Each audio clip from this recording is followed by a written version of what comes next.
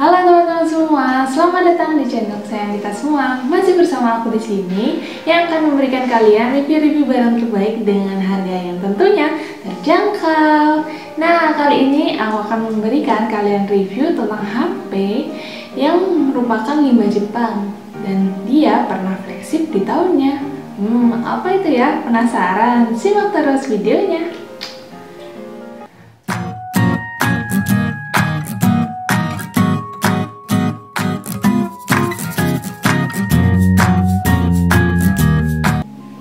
Oke teman-teman semua, nah kali ini aku mau ngajak kalian buat review HP yang pernah aku beli di video sebelumnya ya, tentang borong HP flagship sebanyak 3 buah.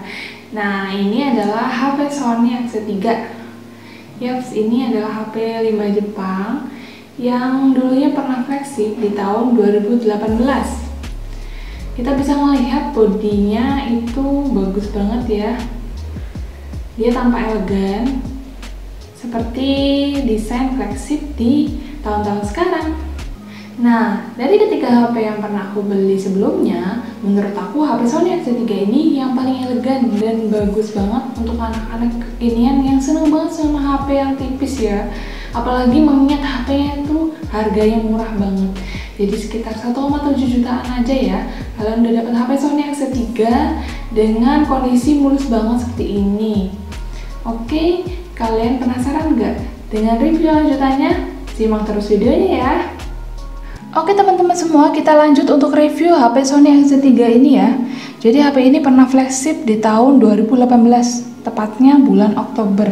Jadi kurang lebih di tahun 2018 itu setiap 3 bulan sekali Sony udah mengeluarkan 3 HP flagshipnya ya.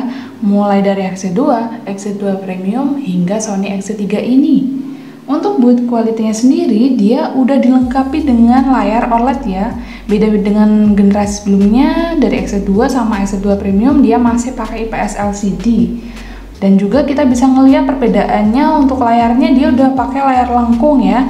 Kita bisa lihat di pinggirannya ini dia udah lengkung yang biasa kita sebut dengan curve untuk flagship di zaman-zaman sekarang ya. Jadi mirip banget ya. Dan juga kita bisa ngelihat kalau HP ini tipis banget. Nah, ramping banget. Jadi ya kalau misalnya kita lagi jalan di luar, kita pasti disangka pakai HP yang mahal ya.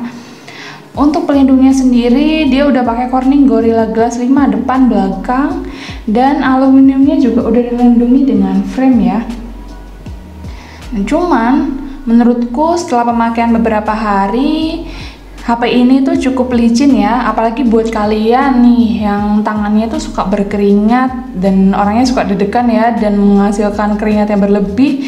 Ini rawan banget untuk dipegang tanpa soft case ya. Jadi menurut aku kalian kalau pakai HP ini harus dilindungi pakai soft case. Nah, cuman lagi nih ya, karena dia tuh HP-nya layar lengkung, dia tuh kalau misalnya dipakai pelindung layar dan belakang itu kayak bertabrakan gitu ya. Kita kan biasanya kalau beli HP baru pasti dikasih pelindung layar ya, seperti tempered glass ataupun yang sekarang ada itu hydrogel namanya ya. Itu juga dikasih soft case. Nah, di sini kalian harus pilih salah satu ya, kayak menurutku ya. Karena untuk S3 sendiri tempered glass itu susah banget ditemui, jadi aku nemunya hydrogel. Jadi misalnya kita dipakein soft case seperti ini aku punya soft case minimalis banget ya, bagus. Ini kita pakein di sini, itu tuh akan bertabrakan. Di sini akan menyebabkan hidrogelnya terkelupas sedikit di ujung-ujungnya, seperti itu. Nah, ini mungkin ditakutkan kalau pemakaiannya lebih lama, dia akan mengelupas dan mengelupas sendiri hingga ke sini biasanya kan ya. Takutnya itu kan kalau misalnya kita ada di kondisi yang tidak memungkinkan, takut kenapa-napa di layarnya. Jadi ya, tapi ya kalau misalnya kalian nggak dipakai untuk bepergian, kepake kemana-mana, tapi aman-aman aja sih. Bagiku dipakein dua-dua pelindungnya seperti ini ya. Nah, karena dia adalah HP flagship, jadi dia pasti tahan air ya. Dia tahan di kedalaman 1,5 meter dalam waktu 30 menit. Cuman karena aku belinya dalam kondisi bekas dan usianya itu udah sekitar 3 tahun pasca rilis, jadi aku sayang-sayang nih buat nyoba dia untuk dimasukkan ke air karena takut rugi ya, tiba-tiba mati ya pasti rugi gitu aja. Untuk performanya sendiri sudah dibekali dengan chipset Snapdragon 845 octa-core dengan GPU Adreno 630 dan memiliki ukuran chipset sebesar 10 nanometer. Untuk ukuran layarnya sendiri dia udah 6 inci dan dengan resolusi layar 1440 dikali 2880 pixel. Jadi memungkinkan kalian untuk menonton video dengan resolusi 2K ya. Nah, untuk kapasitasnya sendiri RAM-nya itu 4GB dengan memori internal 64GB. Nah, kenapa dia penyimpanan internalnya itu 47GB? Karena aku beli dalam posisi tidak di bloatware ya, jadi masih banyak banget software Jepang yang ada di sini. Nah, itu tuh memang akan mengurangi kapasitas memori yang ada di HP ini. Jadi saranku kalau beli dalam posisi sih di bloatware aja, oke?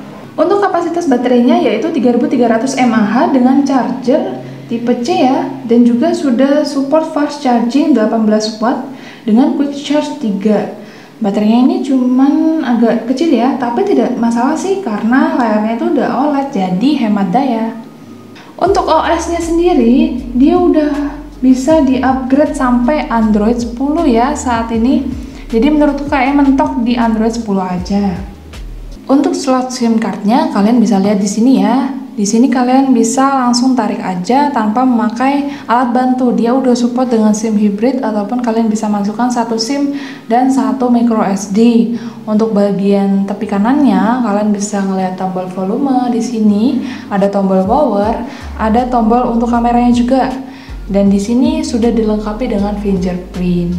Cuman bagiku fingerprintnya itu terlalu pendek ke bawah gitu ya. Karena kan biasanya kita kan fingerprintnya langsung di sini. Kalau misalnya ke sini tuh agak ke bawah, agak jauh gitu.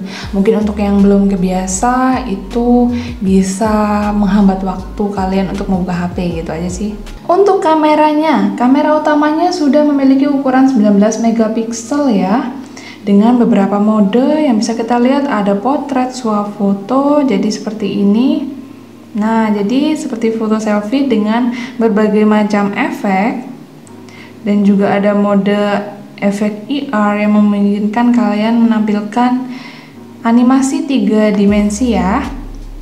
Lalu ada juga bokeh, ada mode manual yang kalian bisa atur ISO-nya sampai 12800. Ada juga mode gerak lambat, efek kreatif, panorama, dan juga sound photo.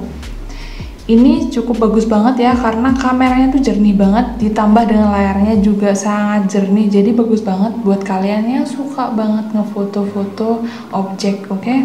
Untuk kamera depannya sendiri dia udah memiliki ukuran 13 megapiksel. Jadi bagus banget ya dengan dilengkapi mode yang sama seperti kamera utamanya. Untuk yang penasaran dengan hasil kamera dari Sony A63 ini, kalian bisa cek video berikut ini.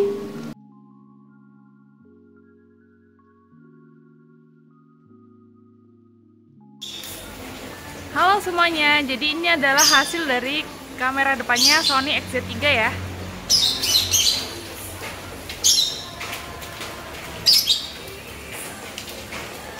Gimana, bagus banget kan ya, pencahayaannya dapet banget.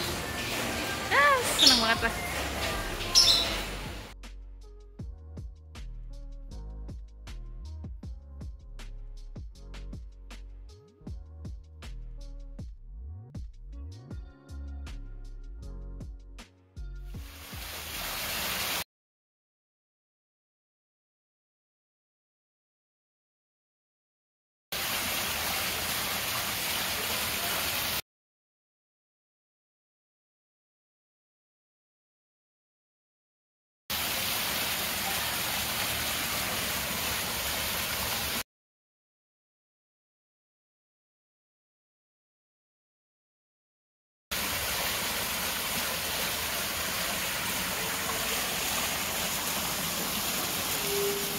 Untuk nilai Antutunya dia udah mencapai angka 340.382 ya. Ini cukup mumpuni banget untuk kalian yang suka game dan kegiatan multitasking. Jadi bagus banget ya. Kita bisa cek performanya berikut ini. Nah, di sini kita bisa coba untuk tes performanya dengan dimainkan game ya. kita bisa ngelihat kalau gamenya ini bagus banget hasil warnanya dan touchscreen-nya berfungsi dengan baik semuanya.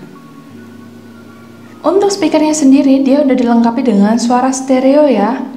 Dan juga kita dibekali dengan fitur getaran dinamis ketika kalian memainkan video. Jadi dia akan bergetar HP-nya ya, menampilkan getaran vibrasi. Jadi memungkinkan menghasilkan suara yang lebih bagus untuk didengar.